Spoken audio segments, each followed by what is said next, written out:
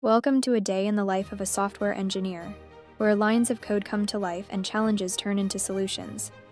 Let's dive into the world of programming, problem solving, and innovation. Our day begins early, just like any other professional. A good breakfast fuels the brain for a day filled with problem solving and creativity.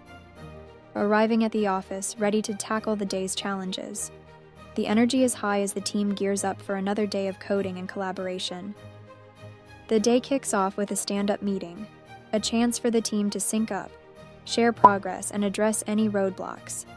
Clear communication is key.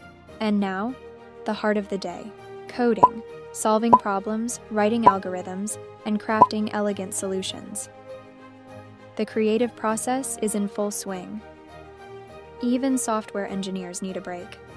Lunchtime is a chance to recharge, connect with colleagues, and maybe even engage in some friendly tech banter. The afternoon brings collaborative sessions, brainstorming, troubleshooting, and sharing ideas.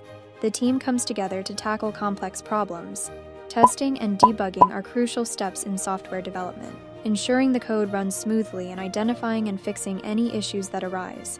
As the day winds down, tasks are completed, code is committed, and the team reflects on the day's accomplishments.